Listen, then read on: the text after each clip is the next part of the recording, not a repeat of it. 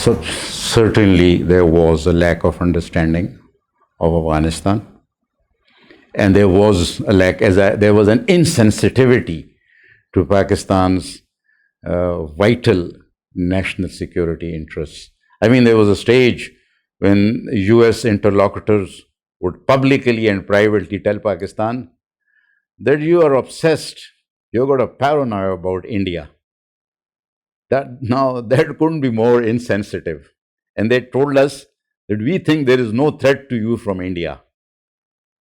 Now, a country the size of Pakistan, with 225 million people, and with a history of conflicts and wars with India, where Pakistan has been divided as a consequence of Indian aggression against Pakistan.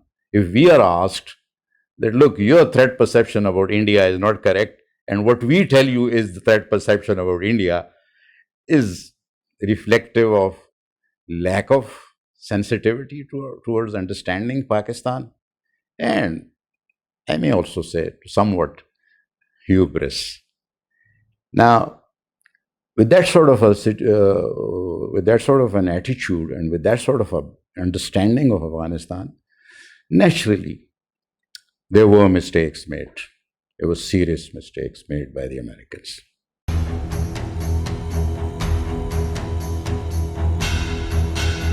Well, what is happening is not something unexpected.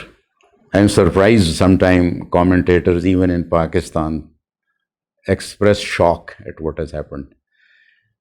This is something which has been in the works for several years. There were many Afghan districts that were captured and controlled by the Taliban, starting even before 2014. If you would recall, when the US military was at its peak strength, even at that time, many bordering or remote districts had been vacated so as to concentrate strength in other places. And that was under Taliban pressure. And this pressure continued to grow. And if you look back at the time of the signing of the Doha Accord, even at that time, there were more than 50 Afghan districts which were under Taliban control.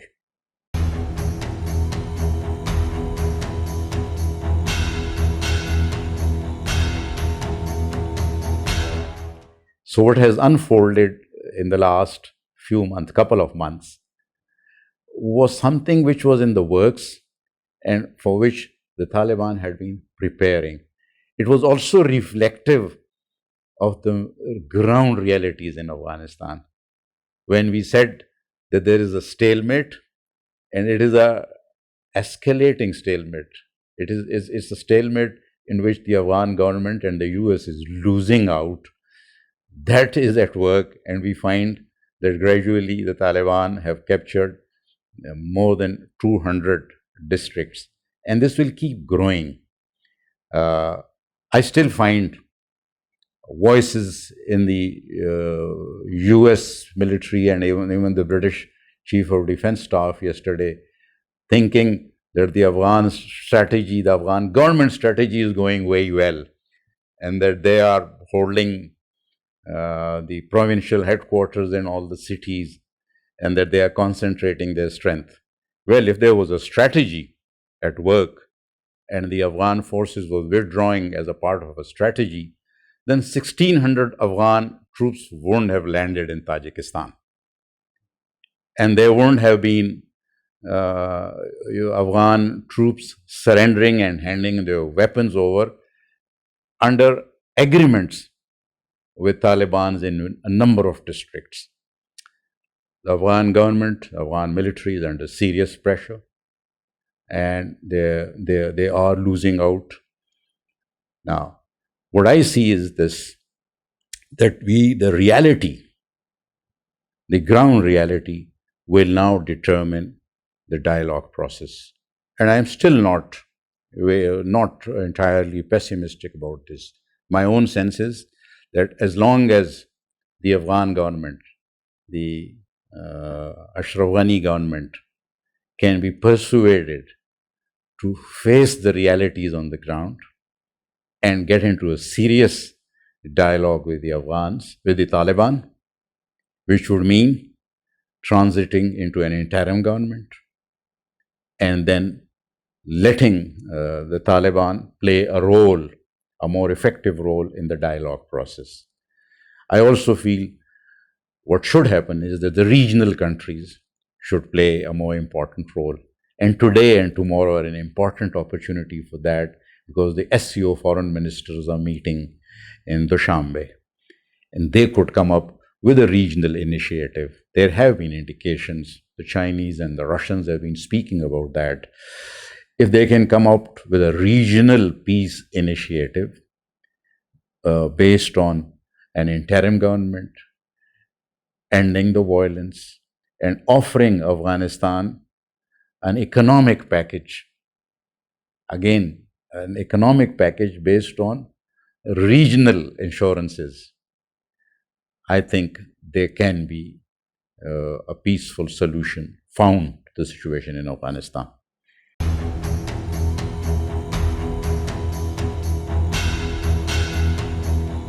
See, I am a firm believer that Pakistan should not be subscribing to any camps, and that we need very close, cordial relations with the emerging power centers. We already have excellent strategic partnership with China. We have a history of good relations with the United States, and I am convinced that we must have very close relations with the United States, because what we can get in that relationship, we cannot get from any other relationship. I am convinced of that.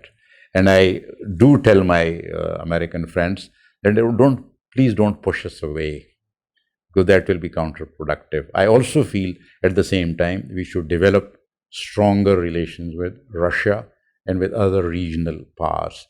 That is very important. Now, with regards to bases and all these things, there was a certain environment post 9/11. There was Security Council, binding Security Council resolutions which sought international support for the United States. And we had to do that.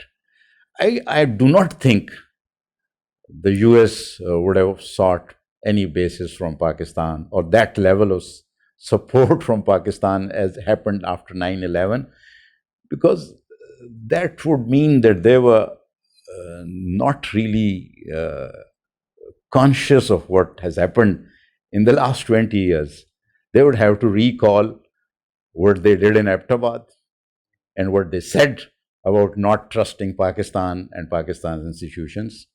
They would have to recall the accusations, continuing accusations of double game against Pakistan and its institutions.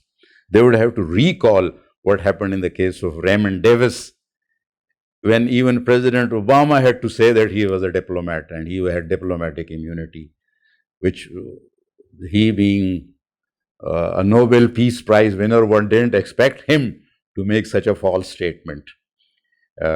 So I do not think the US would have been very serious, even if it was broaching the issue of bases in Pakistan.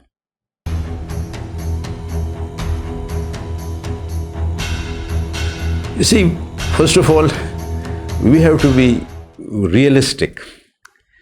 We are, as I said earlier also, we are not Argentina or Brazil that we can forget about Afghanistan. The international engagement has ended and that's the end of it. No, for us, it's going to be a continuing, it's a neighbor. It's a neighbor with whom we share civilizational and religious linkages. And it will always be a key issue in our national security paradigm. We have to remain engaged with Afghanistan. We don't have to be looking at Afghanistan like the rest of the world. The rest of the world doesn't have a 2,500, 2,600 kilometers border with Afghanistan. Fortunately, today, we are in a much better position than we were 20 years or 40 years back in handling and managing the situation in Afghanistan in terms of what we have done in hardening and fencing the border, in our experience in counter-terrorism in our two western provinces, most of it triggered out of Afghanistan by India. We are in a much better position in understanding the security, the political security and economic dimensions of Afghanistan, because they have been really, they have come through as a stark reality to us over the last 20 years. And we should be in a better position to manage that. Unfortunately, I see some very irresponsible and naive statements coming. And I'll give one example. I do not recall, and I have a very extended engagement when it comes to Afghanistan. I do not recall ever any time when strategic depth was Pakistan's policy towards Afghanistan. It was never that. It was some irresponsible statements and articles by individuals, which was capitalized and used, as I said, as a narrative against Pakistan. I see similar statements coming today, which will feed that narratology at work against Pakistan. I think we have to be far more responsible in how we look at Afghanistan and how we talk about Afghanistan.